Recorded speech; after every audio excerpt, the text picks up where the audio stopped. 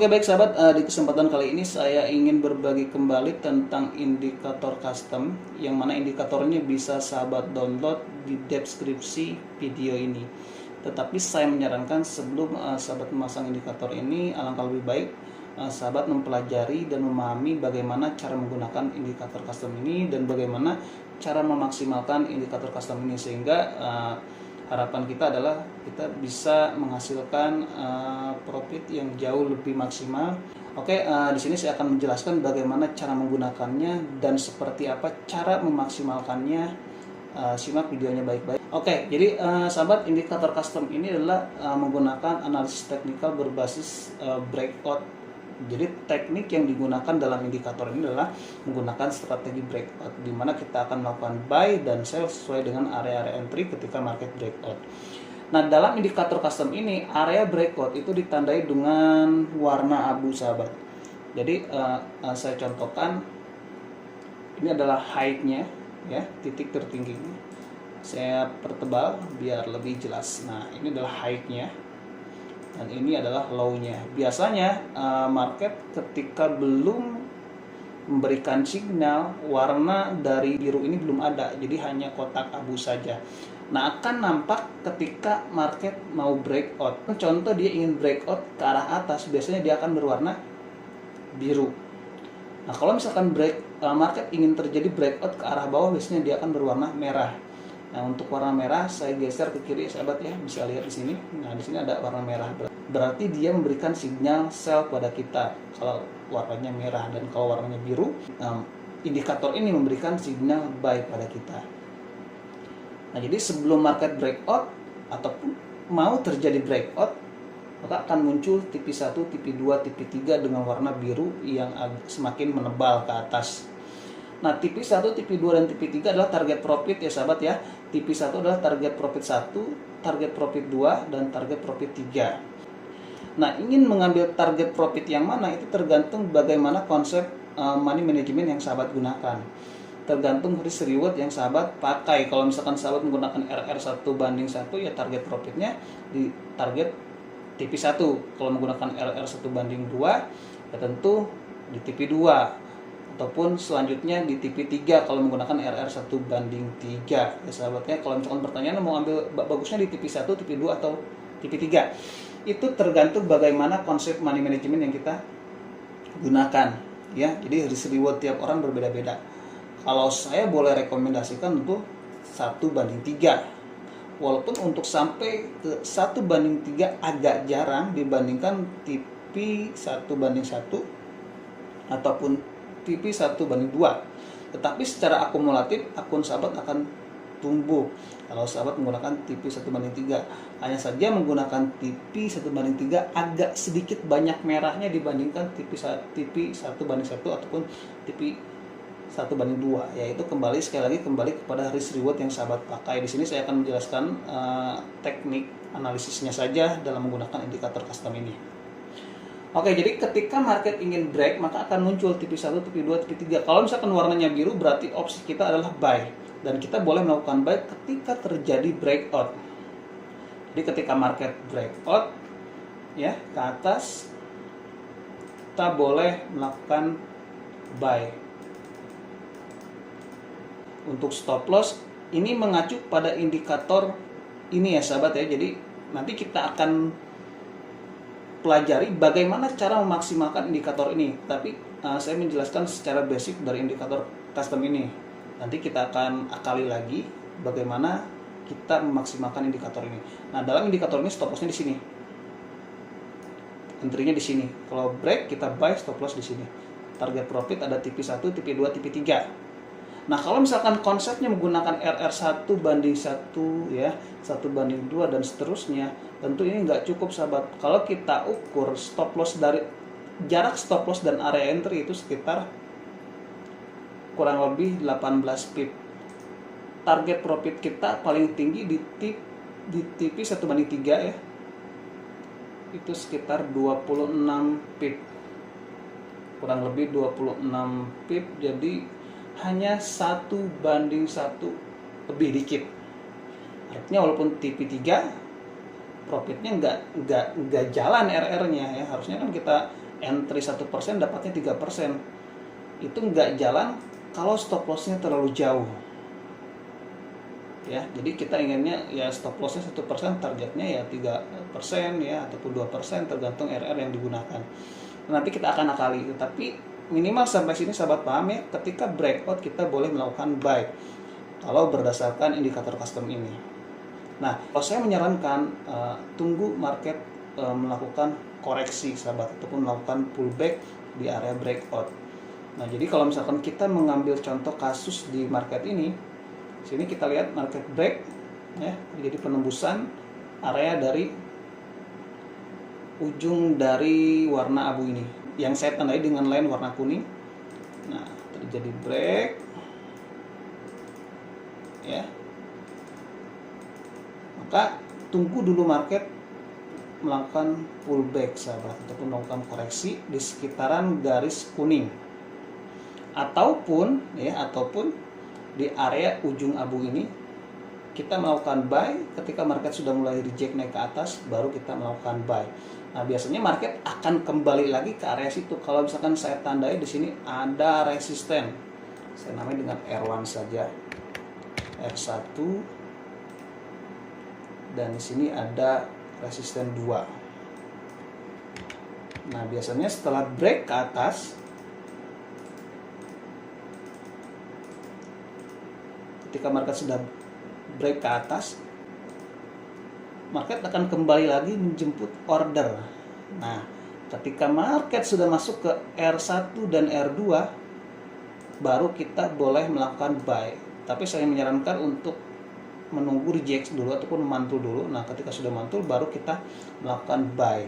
Nah, sekarang stop lossnya di mana? Saya menyarankan stop lossnya di area bawah rejection ataupun di area bawah mantulan.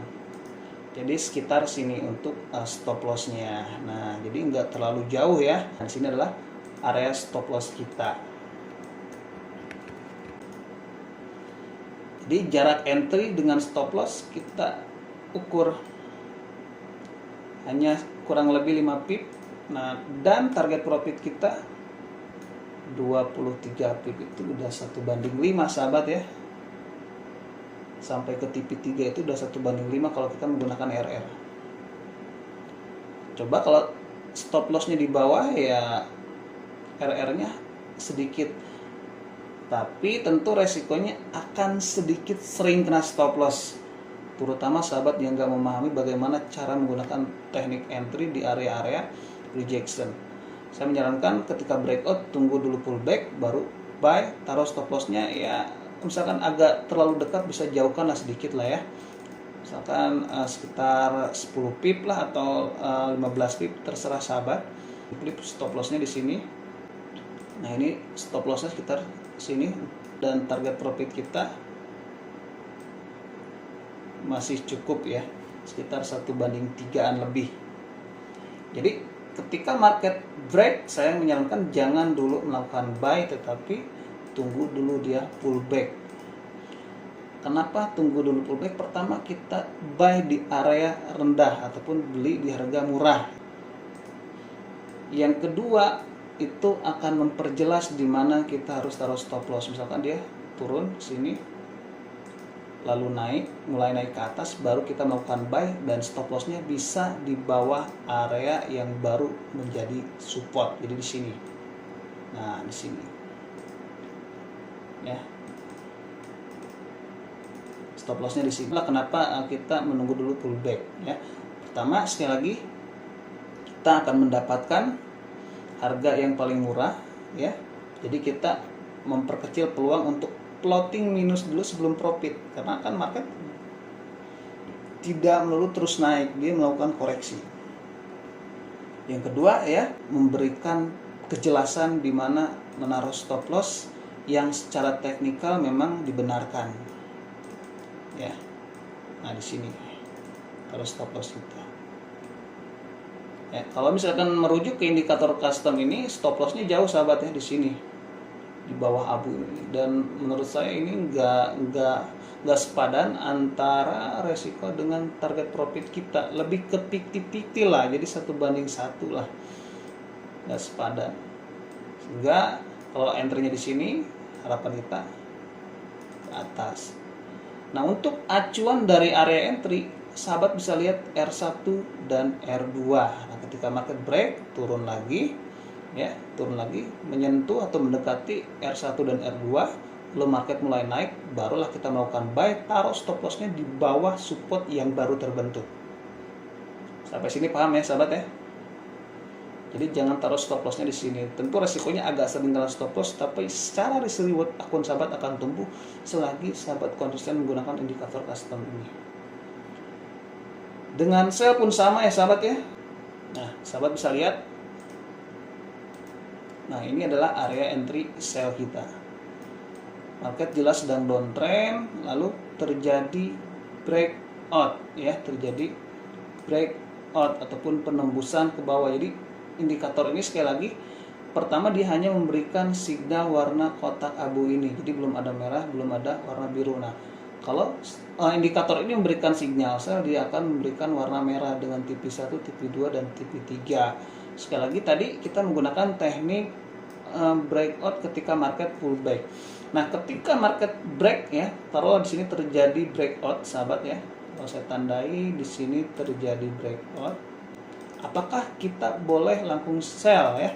Jawabannya jangan dulu. Ketika baru breakout, kita tunggu dulu market melakukan pullback. Nah, market break ke bawah. Market break ke bawah. Kita belum dulu melakukan sell. Kita lihat di sini. Di sini ada support ya sahabat ya. Support 1. Di sini juga ada support 2. Nah, di support 1 dan 2 inilah kita akan melakukan entry sell-nya sahabat ya. Jadi ketika market kembali ke support 1 dan 2. Jadi kalau kita simulasikan, lihat market naik lagi ke atas ya. Nah, barulah kita melakukan sell ya, dengan harapan market turun ke bawah. Jadi kita bisa order di area-area tertinggi ya untuk melakukan sell. Kalau misalkan tadi contoh buy, kita bisa melakukan buy di area-area paling murah. Ingat sekali lagi, keuntungannya adalah yang pertama adalah kita mendapatkan reward yang besar dengan risk yang kecil. Jadi kita punya peluang profit yang besar dengan resiko yang kecil. Jadi resikonya kita bisa minimalisir dengan menaruh stop loss di atas area entry kita di sini. Ya, kita bisa menaruh stop loss di area entry kita. Jadi rewardnya besar ya, dengan target profit 1/2 aja kita udah dapat berapa. Taruhlah kita ukur stop lossnya hanya 3 pip. Oke, kita lempengkan jadi 5 pip untuk spread misalkan. Nah, di sini ya. Sini stop loss kita. Jadi naikkan sedikit ke atas 5 pip di sini. Lalu target profit kita misalkan kita dapat segini. Itu udah 30 pip, artinya sekitar 1/5 lebih sahabat. Ya, kalau misalkan stop loss 5 pip dapat 30 pip, itu udah 1/5 lebih. 1/6 lah kurang lebih. Nah, ini untuk maksimum TP ya. TP 3-nya dia nggak sampai ya sahabat ya, nggak sampai, kecuali emang sahabat menaruh stop lossnya agak jauh mungkin baru sampai ke TP 3, karena market di sini naik dulu ke atas lalu drop ke bawah masuk ke TP 3. Sebetulnya TP 1, TP 2 itu akan berkali-kali lipat kalau sahabat entry-nya di pucuk ya. Jadi RR-nya tadi kita udah ukur, misalkan kita entry yang di area tadi ya, di area sini, di bawahnya di area sini itu sudah 1/6 ataupun 1/5 lebih lah ya. Dengan stop loss 1/5 berarti kalau kita meresikokan 1%, kita mendapatkan 5-6% ya. Itu hanya sampai di TP 2, apalagi sampai di TP 3. Sekali lagi bahwa semakin jauh TP-nya maka akan sering kena stop loss, tetapi secara risk reward itu menguntungkan ya. Akun sahabat juga akan tetap tumbuh dan berkembang. Yaitu tergantung bagaimana mental sahabat dalam menahan floating profitnya. Kalau soal itu mau TV1, TV2, TV3, yang penting adalah risk rewardnya digunakan agar resiko kita semakin kecil ya, dan reward kita ataupun peluang keuntungan kita semakin besar. Oke, sampai sini paham ya sahabat ya. Jadi bagaimana cara menggunakan indikator custom ini, kita nggak disarankan sekali lagi langsung entry ketika terjadi breakout. Tapi tunggu dulu pullback, lalu mulai reject. Reject itu adalah dipantulkan ya di area entry, dia mantul. Mulai mantul baru kita melakukan buy atau sell, lalu taruh stop lossnya di bawah area entry kita. Untuk target profitnya sesuaikan saja dengan area-area TV1, TV2, TV3, dan untuk TV1, TV2, dan TV3 itu tergantung, sekali lagi tergantung bagaimana sahabat menggunakan indikator custom ini ya sahabat ya. Oke, kita cari lagi market lain. Saya akan tunjuk satu contoh lagi. Nah ini contoh, ini cantik nih. Cuma nggak sampai ya, pullbacknya nggak sampai ke area entry kita. Oh sampai di sini nih. Di area sini.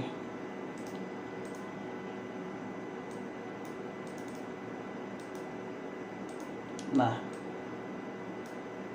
kalau misalkan taruh arah panah di sini, ya kita baru melakukan entry-nya. Oke, kita namai di sini ada support 1. Support 1, di sini juga ada support 2. Artinya support yang sejajar ya sahabat ya, yang sejajar. Jadi patokannya support 1 dan support 2 sejajar. Nah, ketika market break ke bawah, kita nggak dulu melakukan sell ya.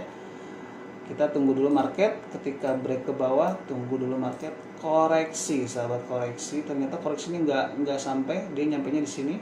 Boleh ya, boleh. Kita baru melakukan sell. Nah, ketika market mulai turun ya, artinya mulai di reject nih di area entry kita, baru kita entry sell. Misalkan baru turun segini, baru kita entry sell dengan stop loss di atas ini. Target mau TV1, TV2, TV3, tapi minimal TV2 lah ya. TV2 minimal ya. Maksimal tentu sampai TV3. Nah, kita dapat ya, udah di TV3 dia naik lagi ke atas. Nah, kalau misalkan kita ukur stop loss kita sekitar kurang lebih 8 pip ya, 8 pip. Lalu taruhlah kita taruh di TV2, itu dapat 26 pips, ini sekitar 1:3. Apalagi kalau misalkan kita TV di 1:3, di TV3 maksudnya, ini sekitar 43 pip. Berarti kalau stop loss 8 ya sekitar 4-5%. Kalau misalkan stop loss kita 1%, kita punya peluang sampai 5-8%-an lah, kurang lebih seperti itu. Nah, ini adalah target maksimal kita. Ya, jadi jangan mengacu secara keseluruhan dalam indikator custom ini. Ya, sahabat bisa bayangkan kalau misalkan sahabat taruh stop lossnya mengikuti indikator custom ini di sini. Ya. Entry di sini. Jarak entry ke stop loss itu 33 pip. Jarak TP maksimum itu 40 pip. Itu hanya 1:1, lebih dikit, dan ini nggak bagus untuk trader-trader yang disiplin dalam menggunakan money management, terutama menggunakan risk and reward. Jadi risiko yang kita risikokan dan reward ataupun peluang keuntungan yang kita dapatkan nggak maksimal secara hitung-hitungannya. Kalau yang saya share ini maksimal ya. Jadi kita bisa taruh resiko 1% dengan peluang bisa 3%, 5%, bahkan 8% tadi ya kan. Nah, ini tergantung bagaimana perspektif kita menggunakan indikator custom ini. Oke, kurang lebihnya seperti itu. Indikatornya sekali lagi bisa sahabat download secara gratis. Saya menyarankan untuk sahabat mempelajari kembali indikator ini, menguji kembali dan mengembangkan kembali. Mudah-mudahan indikator ini bermanfaat dan menghasilkan. Saya tutup sampai di sini dan selamat belajar.